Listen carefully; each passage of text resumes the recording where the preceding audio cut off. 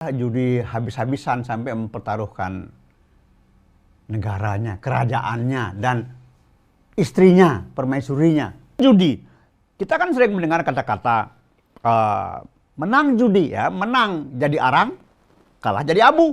Ada karma di sana. Jadi judi ini yang menang kena karma, yang kalah juga membuat karma.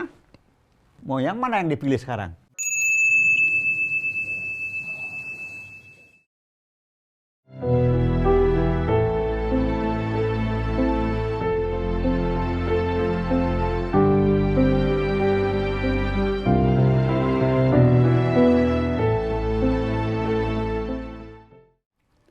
Om Swastiastu. Rahayu pemirsa Hindu Channel, jangan lupa untuk subscribe Hindu Channel sekarang sebelum melihat obrolan kita pada hari ini di Hindu Channel bersama dengan Aji Dewa Suratnaya.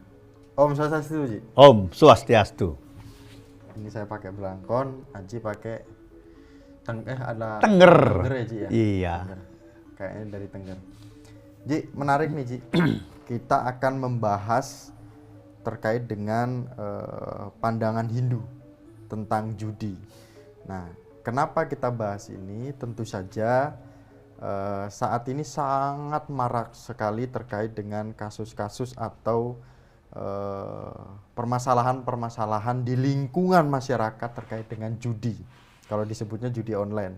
Namun kita akan membawa pesan dalam Hindu di mana ada nasihat pustaka suci di cerita Mahabharata. Ya. Nah, sebelum kita bahas itu akan ada pertanyaan yang pertama adalah kiranya ada berapa pustaka yang akan bisa kita bedah di sini? Apakah sebenarnya cukup satu saja? Itu sudah mewakili atau bagaimana, Ji Dewa? Iya. Sebenarnya mungkin banyak pustaka suci Hindu yang membahas tentang judi. Tetapi yang paling menarik adalah judi habis-habisan sampai mempertaruhkan negaranya, kerajaannya, dan istrinya, permaisurinya. Nah, ini yang menarik. Artinya apa? Ini sudah judi yang melewati batas-batas kenormalan seperti itu. Ini luar biasa. Ya, jadi ini boleh dikatakan ya mewakili seluruh jenis perjudian. Kemudian, Ji, berarti kita akan ada satu sastra yaitu terkait dengan cerita Mahabharata itu ya, Ji, ya? Iya. Nah, poinnya nanti kita akan giring ke sana. Namun benarkah, Ji, bahwa realita permasalahan perjudian ini akan memunculkan banyak emosi, kemarahan, ego, kemudian keserakahan, pelit dan lain sebagainya. Iya. Nah, lihat Aji Dewo melihat terkait dengan judi online ini seperti apa atau judi? Judi dulu ya. Ya, okay. Judi dulu. Memang dari dua pustaka, dua nibanda ya, Sara Samucaya dan Slokantara, tidak secara jelas disebutkan tentang judi. Tetapi memang pustaka-pustaka suci Hindu itu demikian adanya. Artinya apa yang tersurat, yang tertulis dalam pustaka itu tidak hanya kita terima begitu saja. Kita harus mencoba untuk melihat apa yang tersirat. Artinya memang para leluhur kita membuat sebuah pola di mana kita harus berpikir, kita harus cerdas untuk mengungkap apa yang sebetulnya ada di balik sastra-sastra suci ini. Dan demikian juga judi. Memang kata-kata judi ya tidak terlihat jelas dalam bentuk tulisan misalnya. Tapi di belakang itu apa? Tentu kita harus berpikir judi itu dampaknya secara fisik seperti apa, dampaknya secara metafisik ya, secara niskala seperti apa. Kenapa ada dua dampak ini? Ini keniscayaan. Manusia kan terdiri dari dua badan. Badan jasmani dan badan rohani. Alam juga demikian. Ada yang nyata, ada yang tidak nyata. Oleh karena itu, apapun yang manusia lakukan, dampaknya ada secara nyata, secara fisik, dan dampak secara non-fisik. Pasti ada. Nah, dampak secara fisiknya itu itu seperti apa? Nah, misalnya judi. Kita kan sering mendengar kata-kata menang judi, ya, menang jadi arang, kalah jadi abu. Nah, ini kan semacam pepatah. Tapi juga kata-kata yang bagus mengingatkan kita bahwa kalau orang menang judi, tentu ada yang kalah. Nah, yang menang boleh dia merasa senang, tapi yang kalah dia akan merasa sedih. Artinya apa? Yang menang sudah menyebabkan orang lain menderita dengan sedihnya. Dan yang kalah ini pun juga tidak hanya dia yang mengalami sesuatu yang menderitakan, tapi keluarganya juga. Tentu keluarganya akan jadi sasaran, ya. Dia kesel, jengkel sama istrinya, sama anaknya ketika anak atau istrinya bertanya tentang sesuatu. Sedangkan dia dalam kondisi yang sedang mengalami kekalahan. Nah, artinya apa? Yang menang juga salah. Sudah membuat orang lain menderita. Ada karma di sana. Jadi judi ini yang menang kena karma, yang kalah juga membuat karma. Mau yang mana yang dipilih sekarang? Kan itu saja sebetulnya. Jadi ini mungkin dalam sastra tidak jelas disebutkan seperti itu, tapi kita bisa menganalisa. Ada logika di sana, ada analisa kritis di sana bahwa yang menang ataupun yang kalah sama karma buruk, sama dosanya. Yang menang membuat orang lain kalah, artinya apa? Loh, kita kan punya konsep namanya ahimsa. Ya, itu kan menimbulkan sesuatu yang tidak baik untuk orang itu. Berarti kita sudah melanggar himsa karma.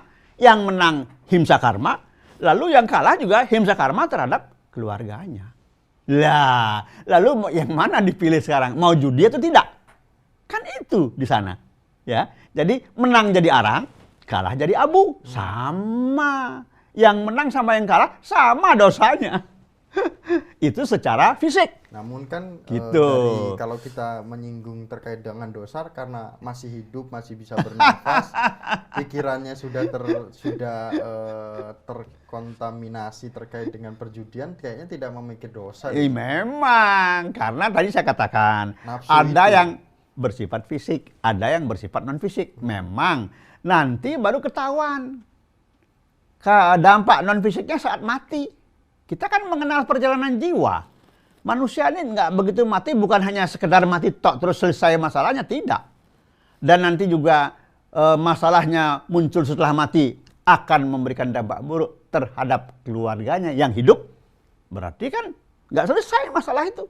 Oh, berarti ketika kita berbicara secara fisik, permasalahan itu bisa ke keluarga, Loh iyalah. ke lingkungan, aset-aset keluarga dan lain sebagainya, itu semua habis. Semua Oke. kena dampak. Kemudian dari itu. rohaninya, ketika dia meninggal atau ketika dia sudah mati, Iya.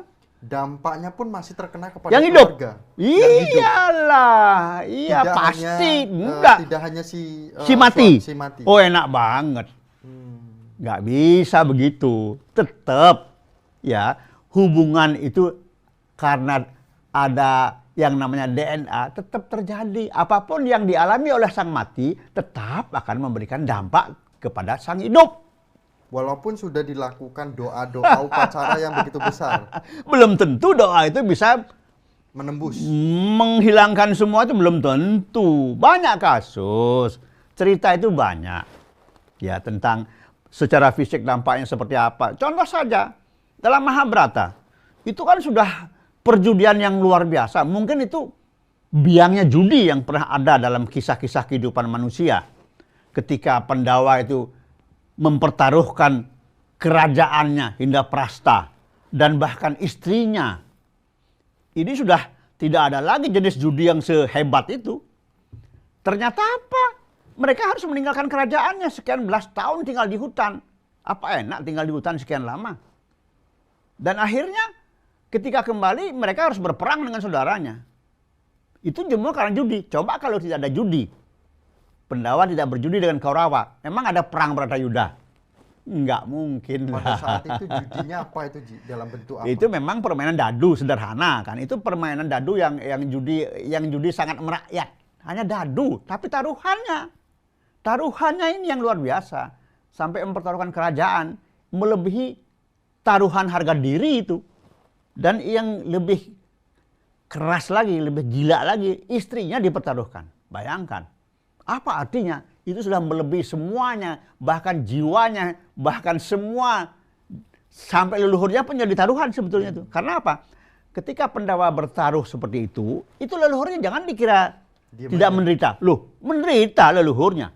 Karena dianggap leluhur tidak mampu mengayomi, mengendalikan, atau mengurus keturunannya. Nggak bisa. Jadi sama hal dengan judi, kemudian yang berjudi ini mati, bukan hanya dia yang menderita, yang hidup pun juga ikut menderita.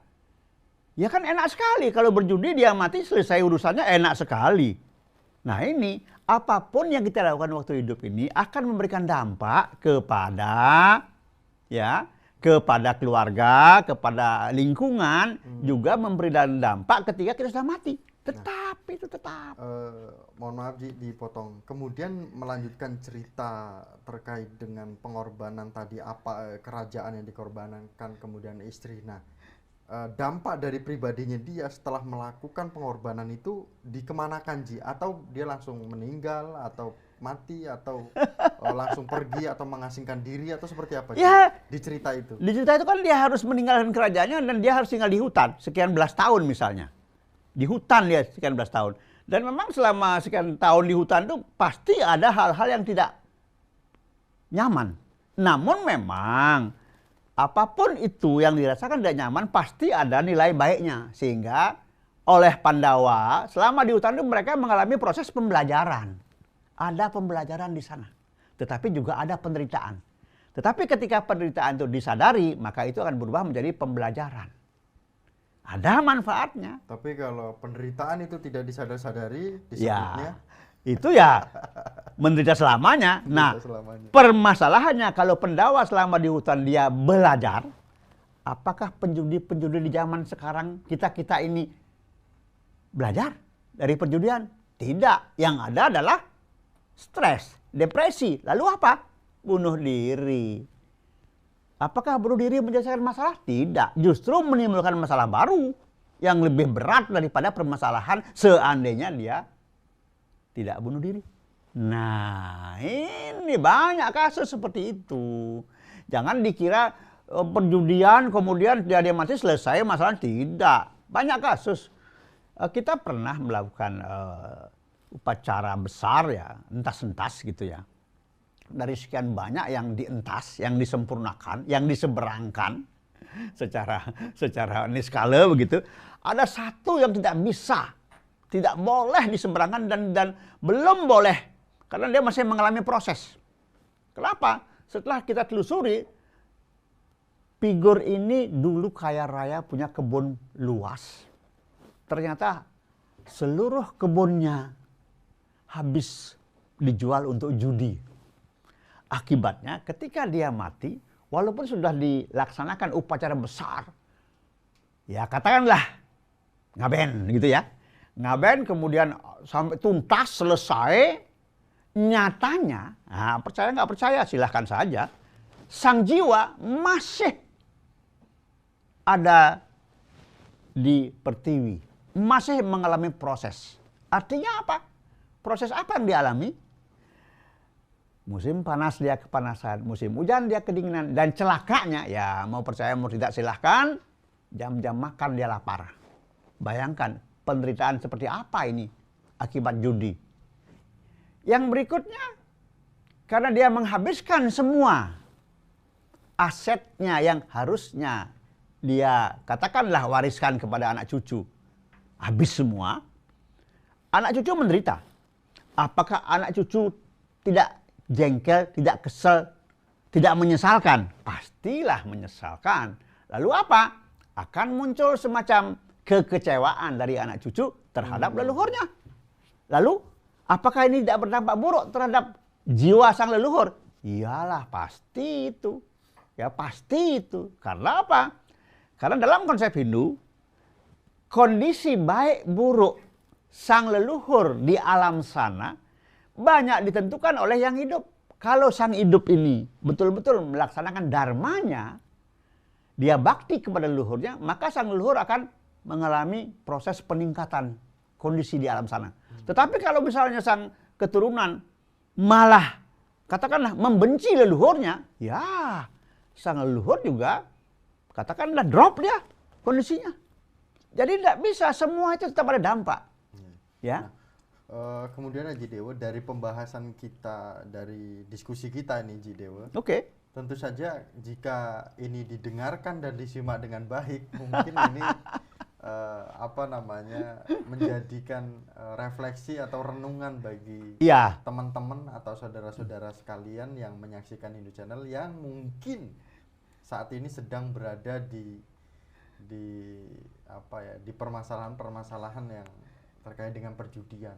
Tentu saja pasti bahwa awal mula kita judi itu karena kita mendapatkan uang dengan mudah. Kita didapatkan, kemudian kita berharap besoknya dapat, kemudian kita modal sekian, bahasanya depo ya, sekian, Deposit ya. dapat lagi, kemudian besoknya enggak dapat, Akhirnya rumah digadekan, kemudian atau rumah dijual, aset keluarga, tanah digadekan, Iya. akhirnya dijual, kemudian anak berdampak tidak sekolah, kemudian ada perceraian dalam keluarga, itu sudah pasti akan ada terkait dengan perjudian. Nah, kemudian Aji Dewa, bagaimana menurut Aji Dewa atau pandangan Aji Dewa melihat orang yang sudah rutin melakukan perjudian? Iya. Apakah dia orangnya itu karena dia dapat uang terus dia nggak akan pelit, atau sebenarnya bisa kita cireni atau Ya. bisa kita cermati gitu? Ya, kita untuk judi ya, kita harus kaitkan dengan beberapa konsep dalam Hindu. Yang jelas, orang ingin berjudi itu karena ada nafsu di sana, ada kama di sana, kama keinginan, gitu. Kemudian yang kedua, seperti Miko katakan, dia mendapat uang mudah. Ya, saya melihat sebuah masyarakat kita, masyarakat Hindu ya, karena mereka kaya dari hasil kebunnya, dia punya sawit, dia punya karet. Kemudian yang pertama dia pikirkan adalah setelah panen uang banyak, yang pertama dia cari apa? Judi. Memang judi tidak hanya sabung ayam, tidak hanya judi-judi yang lain, tapi juga bermain yang namanya buntut. Sama itu judi juga. Dan itu berdampak terhadap alam non fisiknya, alam niskalanya berdampak. Saya temukan di sebuah tempat masyarakat kita. Jadi umumnya mereka setelah panen, mereka datang ke pura hanya untuk cari nomor. Oh. Nomor loh, ini judi loh. Nomor ini kenyataan loh, saya bisa buktikan. Dan ternyata berdampak kepada alam niskala di pura itu. Negatif. Ini bahaya. Dikasih nomor sekian, pasang langsung. Nah, pasang langsung. Dapat sekali, tidak dapat 10 kali. Iya. Gagal 10 kali. Terus nanti dapat misalkan 2 juta, punya boro-boro. Malah, jangan. Jadi pertama, judi itu muncul karena kama, nafsu yang tidak terkendali. Iya, iya. Ya. Lah yang kedua, yang namanya penjudi, nggak ada penjudi itu orangnya royal gitu. Ya. Orang penjudi rajin dana punya itu nggak ada. Karena dia berpikir, loh kalau saya dana punya kan, berarti kan kurang modal saya untuk berjudi. Nggak ada cerita itu. Jadi ada keserakahan di sana. Yang ketiga, penjudi umumnya keras. Keras, dan di sana kadang-kadang dia arogan. Atau pemarah. Kroda dia. Udah tiga ini. Loh, ini kan jelas disebutkan dalam Bhagavad Gita. Ya, Adhyaya 16, Sloka 21. 3 hal yang menggiring manusia ini menuju pintu gerbang neraka katanya. Apa itu? Kama, loba, kroda. Tegas, jelas ini disebutkan. Tapi kita melanggar juga, namanya manusia. Karena nikmat. Nikmat untuk diri sendiri, tapi menyusahkan orang lain dan menyusahkan keluarga. Nah, kalau sekarang dia sudah nafsu tidak terkendali, kemudian dia serakah, kemudian dia arogan, judi lagi, kalah lagi, mulai bingung. Mulailah muncul pinjol, minjem utang, ya. Pinjaman online, mulai ini bingung dia ini moha dia. Pinjol nggak dibayar, terus temennya dikejar-kejar. Nah, udah utang sana utang sini, lalu debt collector datang terus. Kita stres, kita depresi. Lalu apa? Untuk menghilangkan perasaan-perasaan ini yang tidak enak, minum, mabok ceritanya, mada di sini. Lalu melihat orang, loh kok dia berhasil? Loh orang dia berhasil dengan kerja keras kok. Tapi tetap muncul karena kama tadi, kama, loba, kroda, terus bingung, moha, mada. Akhirnya apa? Muncullah ketidaksenangan kepada orang yang berhasil karena kerja keras, matsarya.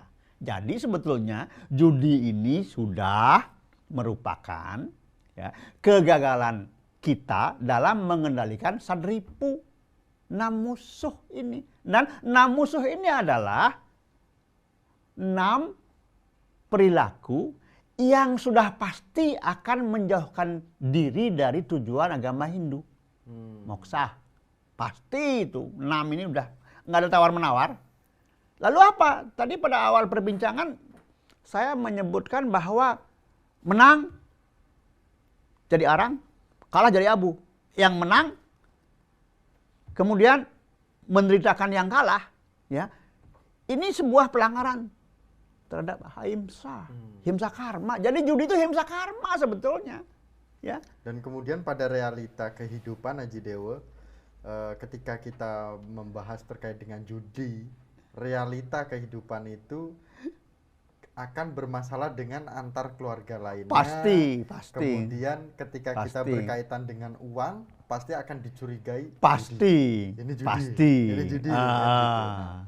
Namun Haji Dewa, kita sudah diskusi berkesinambungan dari awal mula kita mau judi, kemudian kita kecanduan, kemudian kita berdampak pada keluarga, berdampak pada lingkungan lainnya, kemudian karena dia sudah tidak mendapatkan uang untuk depo atau untuk pasang itu, akhirnya melakukan peminjaman online, kemudian pinjaman online ini ternyata berdampaknya karena tidak dibayar, diuber-uber ya, sama debt collector gitu ya. Nah, gitu kan. Lalu apa? Panik. Nah, akhirnya sebenarnya ini sudah harus disadari, bahkan mungkin sudah disadari, namun karena nikmatnya ketika bermain, nikmat sesaat ya, lanjut saja kan. Iya. Mungkin, nah, itu dia. Kira-kira apa nih Ji, kesimpulan atau diskusi kita ini terkait dengan kedua pandangan realita dan juga terkait dengan pandangan secara rohani, nasihat Mahabharata. Oke. Jadi begini, sebelum masuk ke sana ya, saya ingin menyampaikan ini ada pesan unik ini. Kejadiannya belum lama. Ya, jadi ini penjudi online sudah berutang sampai 100 juta. Ini fakta loh, ini kenyataan ini, ya, bukan bohong ini, ya. Utang 100 juta. Panik karena diuber kolektor terus, akhirnya dia gantung diri. Setelah gantung diri, diproseslah upacaranya. Ya, katakanlah Mesih Lawang, bagian dari ngaben gitu ya. Nah, ketika proses sidang berlangsung, ini kesurupan, kerauhan si pemandu upacara ini. Kerauhan dia. Yang masuk adalah si penjudi gagal ini. Masuk dia apa? Dia bilang apa? Dia katakan begini, jangan dilanjutkan upacara ini. Ini gagal, ini sia-sia. Tidak ada gunanya. Saya sangat menyesal. Saya di sini sekarang seperti gelandangan. Karena ketika saya mau ke sana ditolak, ke sini semua menolak saya. Jadi saya kemana-mana seperti gelandangan. Dan saya menderita di sini. Sangat menderita. Nah kemudian saya hanya bisa dikurangi kondisi buruk ini kalau ada keluarga atau anggota keluarga saya yang juga matinya bunuh diri. Jadi dia mengajak teman di sini, baru dia berkurang penderitaannya. Nah, lalu apa yang saya alami? Kalau ada anggota keluarga saya, keluarga besar saya meninggal, mati, itu saya itu dijadikan kentongan untuk memberikan arah ada yang meninggal ini. Selalu saya dipukulin di sana. Nah, ini yang terjadi. Nah, oleh karena itu ini sia-sia, jangan diupacarakan, nggak ada gunanya. Seperti itu. Ini pesan real loh ini, bukan bohong, ini pesan real loh. Belum lama terjadi ini. Seperti itu. Artinya apa? Seperti yang kita perbincangkan tadi, memang judi itu jelas dampak buruknya secara skala, secara fisik, dan juga dampak buruk secara niskala. Bayangkan itu terjadi. Nah, karena sekarang untuk pesan, jelas Mahabharata sudah memberikan pesan kepada kita. Sebuah kesimpulan jelas ini. Tetapi toh yang namanya manusia, ya karena kama ini, maka ada pesan dari pustaka suci ini bahwa upayakan menjauhkan diri dari segala macam atau segala jenis judi. Jelas Mahabharata itu udah kapan? Udah ribuan tahun lalu kok muncul pesan itu. Tapi toh kita tetap saja. Atau mau tahu lagi yang lain? Ini kisah penjudi sabung ayam. Anak masih muda, perkasa, uang banyak. Wah, judi dia. Mungkin karena berapa kali dia menang judi, ya terus dia nggak berhenti. Lalu satu malam dia bermimpi. Nangis dia teriak-teriak dalam mimpinya. Mimpi apa? Dia dipatok ayam nggak berhenti selama dia bermimpi itu, bayangkan. Akhirnya dia kapok, berhenti dia. Itulah dia cerita kemudian kepada teman-temannya bahwa sudahlah, berhenti ngadu ayam, berhenti berjudi. Sekarang jadi orang yang sangat baik dia. Ya, tapi ingat, tetap dia harus bayar karma nanti setelah mati. Seperti itu. Jadi pesan saya apa? Bukan saya sebetulnya. Ini pesan pustaka suci. Mahabharata sudah memberikan pesan itu. Sudah mempertaruhkan segala-galanya habis-habisan sampai harus terusir dari kerajaannya, bayangkan. Itu Pendawa loh. Pendawa yang begitu hebat karma baiknya tetap saja terjebak dalam judi. Apalagi kita. Ya, yang tidak punya kualitas seperti Pendawa, sangat mudah kita terjerumus untuk bermain judi. Nah, itu barangkali pesan yang harus kita tidak boleh lupakan. Sukses semua aja, matur suwun. Terima kasih. Diskusi kita berharapnya tidak terlalu berat untuk didengar oleh saudara kita. Penekanan lagi kepada kita, saudara kita yang mungkin pada saat ini sedang proses untuk merubah dengan hal-hal yang lebih baik. Diskusi kali ini mungkin akan menambah yakin saudara-saudara kita yang ingin berubah, ingin merubah nasibnya, ingin merubah hal yang tadinya membebani lingkungan, keluarga, dan teman-teman sekalian semua. Hari ini kami yakin bisa berubah. Ya. Dan jangan lupa untuk subscribe, bagikan konten video ini kepada teman-teman, semua saudara-saudara keluarga. Semoga dapat bermanfaat. Kami tutup dengan Paramasanti bersama dengan Aji Dewa Suratnaya. Paramasanti. Om Santi, Santi, Santi. Om. Sukses semua, Aji. Iya, Sehat-sehat. sama-sama. Ayo.